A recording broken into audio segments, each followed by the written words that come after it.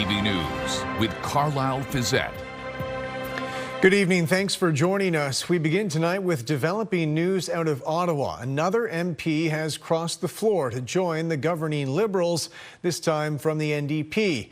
According to a media release issued late tonight from the interim federal NDP leader, Lori Idlout has now joined the Liberal caucus. Idlout represents the riding for Nunavut, winning her seat with just 41 more votes than her Liberal competitor. Mark Carney now just needs 2 seats to turn his minority government into a majority. And that could happen as soon as next month when 3 by-elections are scheduled. At City Hall tonight, developers made their case to the Planning Committee, asking members to delay approving new floodplain maps around Dingman Creek that would restrict development in South London. Prior to that discussion, we are begging you for a deferral. The long-awaited maps are critical to opening up new land for development south of the 401. They predict which areas could be impacted by severe flooding. However, developers have only had the maps for a few weeks, while other stakeholders say they need additional time for consultation. The Planning Committee eventually voted to delay discussion until the next term of council. Here's the real crux of the matter. As we're meeting today, the province is announcing more updates to what they're going to do with conservation authorities. We heard 36 down to 7, now it's 36 down to 9. The Lake Erie one is going to be divided in 2, is my understanding. So we've got shifting ground provincially in terms of who is even going to be doing floodplain review. And on that note, local conservation authorities are expressing their apprehensions about the provincial government's plans for their agencies and those widespread consolidations. Brian Bicknell has more on those concerns. They help with decisions that inform watershed management, development, and other environmental issues. Now there are concerns local input will be diminished. Will they actually know what is happening in our watershed? Lukenbidolph Mayor Kathy Burkhardt-Jessen says her community, which is served by Upper Thames and Asable Bayfield, will come under 2 new regional conservation bodies, one of which stretches as far north as Thunder Bay. If you've got people making decisions that have not even seen our watershed, can we be assured that those decisions will be effective for our community? The Ford government has confirmed it's amalgamating Ontario's 36 conservation authorities into just 9. Ingersoll Mayor Brian Petrie chairs Upper Thames. It's going to be joined with Lower Thames, St. Clair, and Essex. He says there are many unanswered questions. They're saying that there's going to be no changes to frontline staff, but there's going to be a lot of changes as far as of making things more streamlined. So again, I don't know what that means. To tell you the truth, there's a lot of conflicting statements. London Mayor Josh Morgan says the breakdown of how the new regional authorities will be taxpayer funded is to be determined. There's a discussion about continuing the representation by population, but essentially capping that at a certain level. So if that's capped at a certain level and we're paying a greater share than we have influence, that's something that I'm going to obviously give some feedback on. The new arrangement is expected to have a major impact on the process to get shovels in the ground for new development. The industry hoping for clearer rules and regulations. Both from a mapping perspective, so we know where the flood lines are, and the costs and the processes for us to get permits to actually put development forward and put homes in the ground for people to live in. The creation of an Ontario-wide conservation authority will help to handle the transition from 36 to 9 over the next year. Brian Bicknell, CTV News. Collective bargaining is coming up for teachers and support staff, and even though contract expiration is months away, labor uncertainty is already starting to appear. As Jerry Dewan reports, union leaders say the system has never been more unstable. The Ford government has taken control of 8 school boards across the province with appointed supervisors for each of those boards, including the Thames Valley District School Board. While the stated goal was to address waste and inefficiencies, the head of the Elementary Teachers Federation of Ontario Thames Valley Local says no amount of efficiency seeking will address the challenges schools are facing. When you're having a funding model that's not keeping up with the rates of inflation, school boards are having to do more with less. ETFO estimates Ontario school boards are currently underfunded by more than $6.3 billion $1,000, and demands on school staff continue to grow with more students in emotional and psychological crisis, resulting in episodes like the one seen here. Everyone thinks of education, reading, writing, and arithmetic, which is kind of outdated, but the actual supports that students need to have success, to have a bright future, and to be to contribute to Ontario and into the future, their individual needs aren't being met. Unions representing teachers at both the elementary and secondary level, along with unions representing most support staff, are all looking for new collective bargaining agreements this fall. In order to talk, it's a two-way street. It can't be just a one-sided thing, and the government needs to step up to the plate and do the job that the public taxpayers paid them to do. Mary Henry is president of CUPE Local 4222, which represents a wide range of job categories from custodians and maintenance workers to IT staff.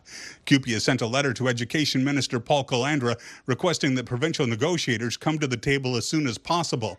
The contracts expire just a week before school starts, and she says everything should be done to avoid disrupting the school year. The unions argue the current per-pupil funding formula continues to fail students. If you're going to be put into place to make accountability and to make it balanced, fine. But are you doing it the right way?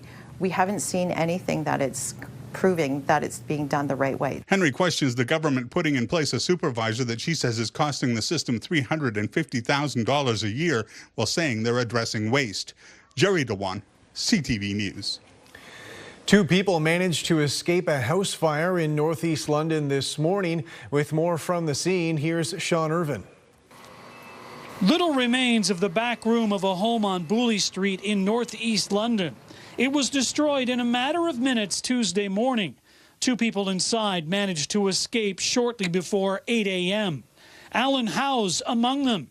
He recalled to us the first hint of trouble. Just a little smell of smoke or whatever in the air.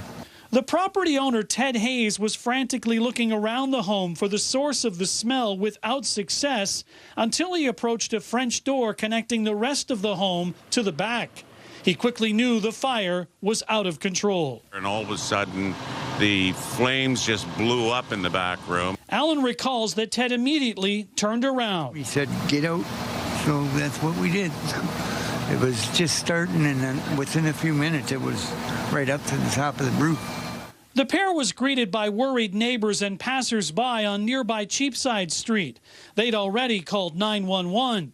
Firefighters arrived moments later. With all out of the building, they had little choice but to fight the flames from the outside. The fire was out before 9, but by then, 70 years of one family's history in this home were all but wiped out. It was my parents' home. They bought it when I was born. The initial damage estimate has been set at $200,000, but that could climb higher. Meanwhile, the search for a cause is underway. An official report will take time, but the cause is not believed to be suspicious. The residents had noticed an electrical smell shortly before the fire began. Well, we could suspect that the fire did start in the back of the property within the structure itself. It did not start outside. We have some preliminary information at this point, but it's too early right now to determine if that's in fact the cause of the fire. Hayes carried insurance on the home. In the meantime, he is grateful for the efforts of firefighters. They were running hoses all over the place, spraying the whole thing down, knocking out windows and doors. In London, Sean Irvin, CTV News. London police say they're investigating another threat at a high school. Officers were called to A.B. Lucas Secondary this morning. They say the threat involved graffiti. According to police, there were no injuries and there was no risk to public safety. London police say 2 men from the Toronto area wanted for human trafficking are now in custody. They say 36-year-old Kelly Osifo was arrested by Toronto police yesterday with a court appearance here in London tomorrow. The second suspect is Ian Chambers, who has a future court date set. London police say there may be additional victims and are asking anyone with information to contact them. Business owners near Argyle Mall in East London say they're growing frustrated with issues related to a nearby pharmacy which provides addiction treatment services. Rita Ismail has more on the impact for the pharmacy's neighbors and what they're dealing with. Business owners in this plaza on Dundas Street, where a progressive Drug Mart pharmacy operates, say some people who visit the pharmacy for addiction treatment are lingering around the property, affecting their staff and customers. They're lying around and we couldn't even step to the grease or the garbage at night. The girls are scared to go because they don't feel safe. Usually outside, kind of slumped over, unfortunately, which I would say deters some customers maybe from coming in. But a lot of time when our staff are taking out the garbage at night, does make them feel a little bit uncomfortable. For years, pharmacies across Ontario have dispensed methadone and other medications used to treat opioid addiction, operating under provincial regulations and zoning approvals. But last year, 5 pharmacies in London, all located along Dundas Street, partnered with New Dawn Medical, a national company that provides online addiction treatment services. The model allows patients to receive a virtual assessment with a physician who can prescribe medications such as methadone or other treatments online. Those prescriptions are then dispensed by the pharmacy on site. In an email to CTV News, Progressive Drug Mart pharmacist and owner Vin Hune said their pharmacists work collaboratively with physicians and other healthcare providers under strict protocols to ensure patients receive safe, supervised, and regulated care. CTV News also reached out to New Dawn Medical. The company declined an interview but provided a written statement. In part, it reads, "We are improving the community by reducing the use of street drugs, overdoses, and providing patients with excellent care, counseling, and access to other recovery supports." Still, the area's business association says the plaza has become a hotspot for complaints. They've had to hire a private security company to respond to ongoing calls. We actually had a meeting just last week with the London Police Services on how we're going to help mitigate these sorts of issues for the businesses in the area.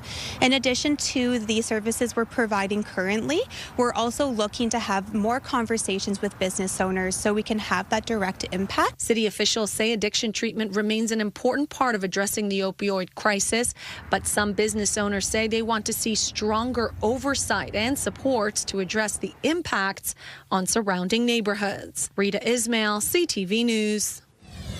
Still to come, in need of a new groundhog. The search is on for the next Wyerton Willie.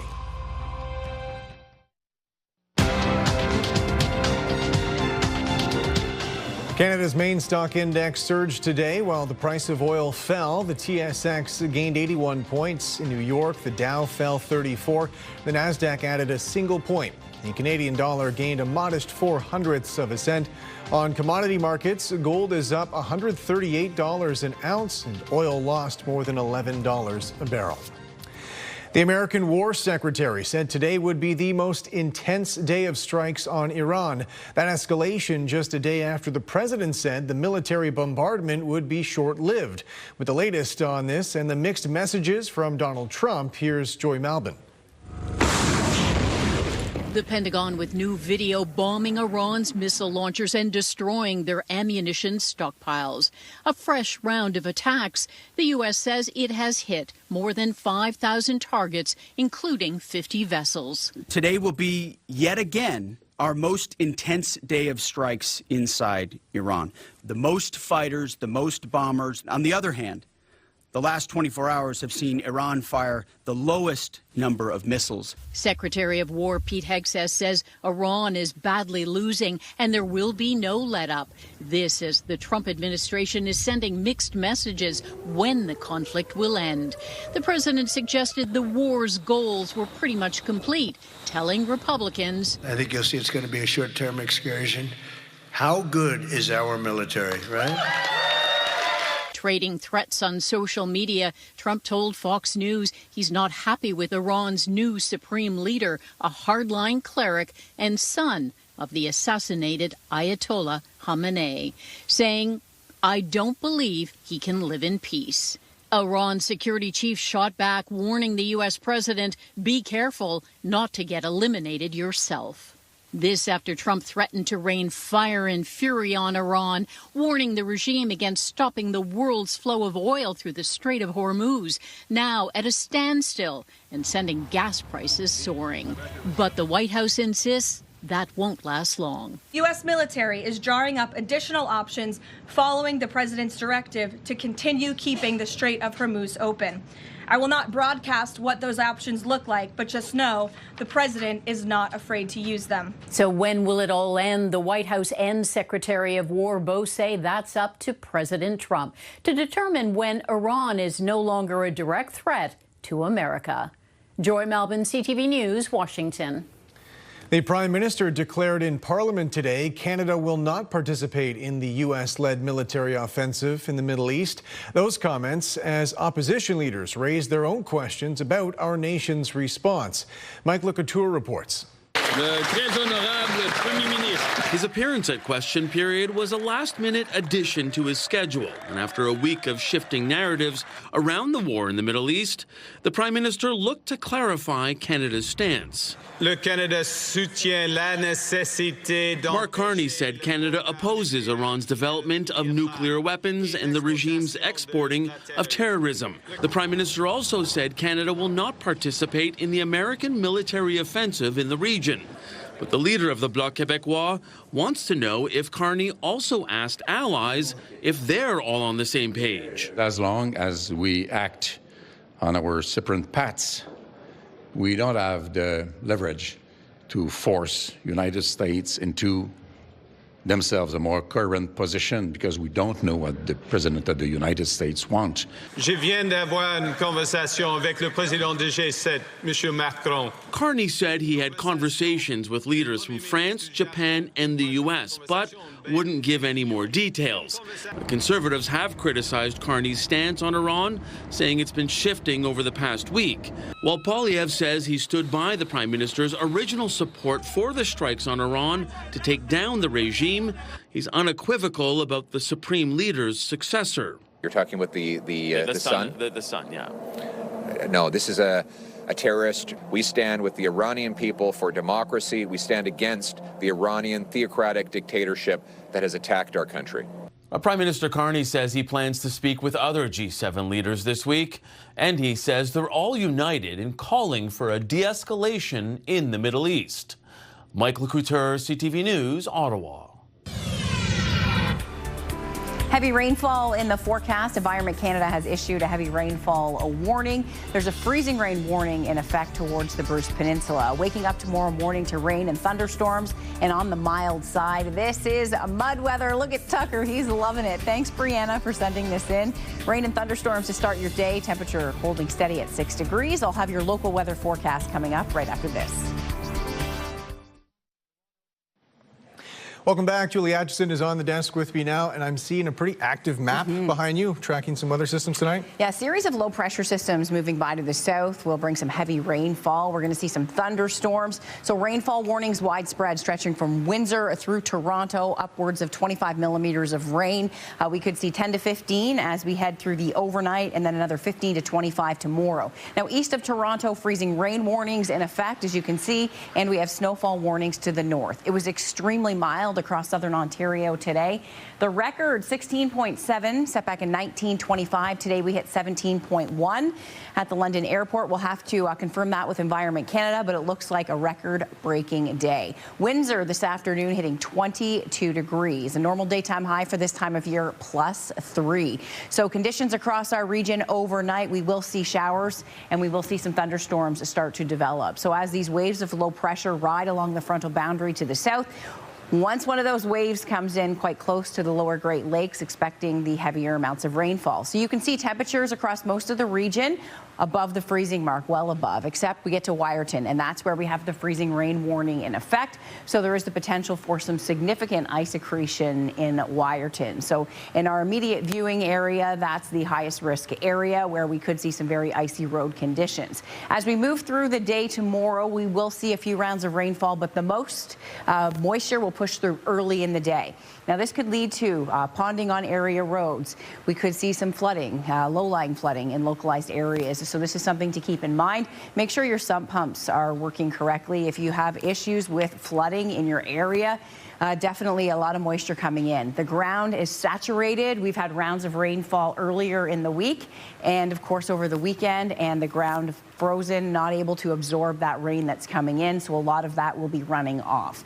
As we head through the late afternoon, the storms and rainfall will push off to the east. Still some heavy rain as we push towards lunchtime just east of London and to the north, and London will go overcast. Heading into the evening, still another little round of rainfall to come through, but the heaviest stuff will be east of the city as we head into the afternoon. Flurries to follow this system. So winter's like, I'm not done with you just yet. We still have some weather to get through this weekend. And as we head into early next week, temperatures are dropping. I know many of you are planning some outdoor March break fun. The forecast is looking on the colder side, so it's still snowsuit weather. Rainfall totals, this forecast model reading a bit lower than it was earlier in the day. So these numbers fluctuating a lot. And the reason is if we get under one of these heavy thunderstorms, then we pick up a lot of rain in a very short period of time. So 8 degrees into the afternoon, the winds northwest 40 with gusts to 60. The temperature drops down to +2 on Thursday under a mix of sun and cloud. Now the winds tomorrow will start out of the south, but by the afternoon they'll take on more of a northerly flow. That will start to usher in the colder conditions. Temperatures drop below freezing heading into Thursday morning, so watch for some icy roads. A mix of sun and cloud through the day Thursday, and then the potential for a bit of a wintry mix on Friday. That'll be our next clipper system coming in. The air to follow will once again be a bit colder. The high +2 on Saturday. Once again, the risk of a rain-snow mix on Sunday. Flurries in the forecast on Monday. This is going to be an interesting ride. A mix of sun and cloud on Tuesday. So periods of rain, gusty winds tomorrow, and some thunderstorms moving through. Rounds of thunderstorms overnight and first thing in the morning, and then that will start to drive eastward. The temperature will stay mild to start, with the exception of the Bruce Peninsula. You'll be near the freezing mark through the day, which will lead to that freezing rain. Mix of sun and cloud on Thursday with gusty winds, the high 0 and then +4 as we head into your Friday. Now 4 degrees, but look at the overnight lows. So timing will be everything with this forecast in terms of these precipitation waves coming in the extended forecast through the weekend. If they're coming through during the day, we'll see that rainfall at night, possibility of that wintry mix. Heading through early next week, temperatures take a major dive. Daytime high Monday drops down to -7, that's cold, and -2 on Tuesday. Please be aware, if you are traveling tomorrow in southern Ontario, expect some heavy rain. It will be slow going out there. Please take your time, perhaps leaving yourself a little bit of extra time. And if you are traveling areas to the north and northeast in and around Georgian Bay, they will see some freezing rain stretching right through towards Ottawa and southern Quebec. Thanks very much, Julie. A meeting in Chatham-Kent about a potential OHL franchise has turned into a source of political tension. Some councillors are taking issue with the fact they weren't invited, while the mayor claims he was just trying to follow municipal protocols. Chris Campbell reports. Is it true that there was a private meeting with OHL officials, the mayor, and multiple council members, almost half? Did this indeed occur? A meeting many around this table only learned of through local media reports. Is this how we're doing business in Chatham-Kent now? I'm caught off guard by all of this. Councillor Alison Story says she heard about the meeting from a constituent. Oh, I literally just learned about it like a day or two before council. 11 of us were not informed about any of it. Story says she has serious concerns about transparency, worried about the way those who took part in the meeting were selected to join. Deeply disappointing, it's deeply disturbing, and it's deeply anti-democratic. Councillor Michael Bondi says discussions about a potential OHL team could involve major spending that every elected official should be aware of. We're not talking about buying swing sets. This is a $220 million arena. So this is a very big deal. But Councillor Brock McGregor, who attended the meeting, says it was simply an information session. So the OHL had reached out. They had some interest in Chatham-Kent.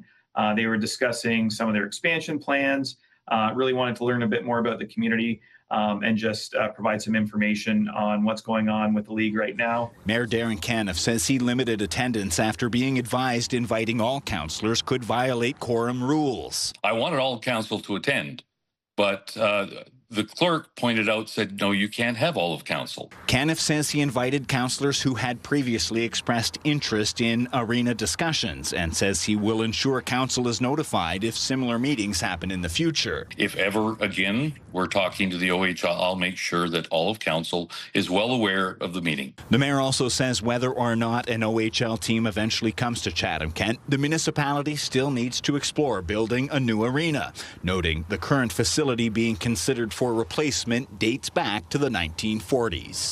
Chris Campbell, CTV News.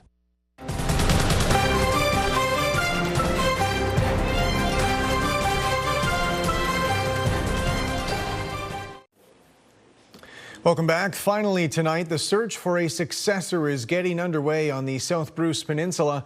A new Wiarton Willie is required, and as Scott Miller reports, caretakers will be looking for some specific criteria. Willie did not see his shadow.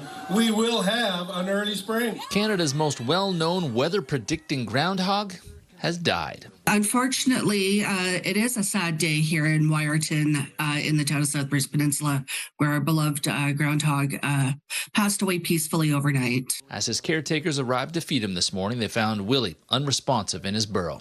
It was a surprise because a little over a month ago, he delighted crowds with his prediction of an early spring. That's actually what this Willie has predicted every Groundhog Day since taking over prediction duties in 2023. Very much a national icon and by far the town's best-known resident. Groundhogs usually only live 3 to 5 years in the wild, and albino groundhogs, less than that.